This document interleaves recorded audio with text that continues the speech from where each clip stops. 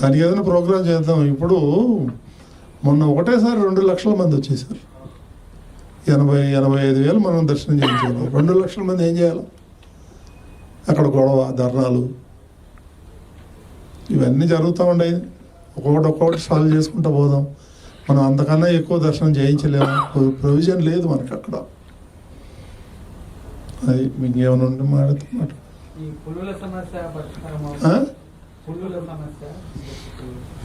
అది పులుల సమస్య అనేది ఈ పిచ్చి తుగ్లకు లాగా కర్రలు ఇస్తాం, అది ఇస్తాం అనేది అవన్నీ లేవు.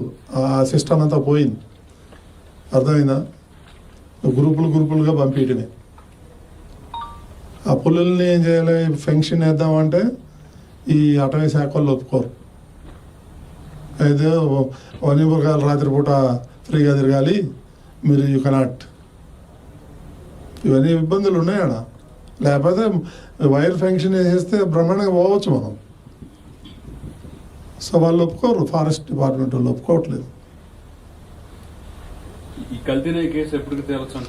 కల్తీనే కేసు ఆల్రెడీ వచ్చింది report.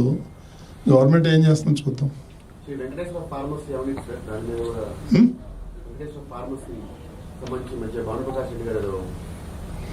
ఒకటేంటండి pharmacy is a small. ఇప్పుడు మీ అందరికి తెలుసు, అక్కడ మొక్కుంటారు పిల్లలు పుడితే, నాకు కొడుకు పుడితే ఆయన వెయిట్ కాయిన్స్ వేస్తామని.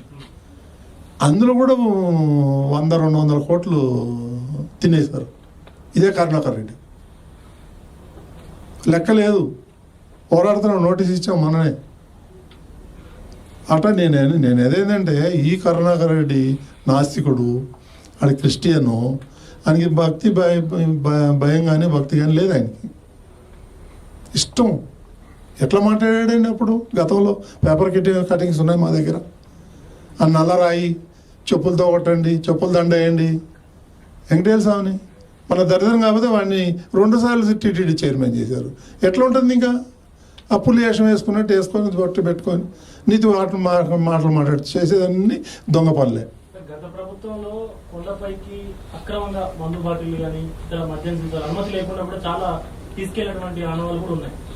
ఎందుకు లేవు?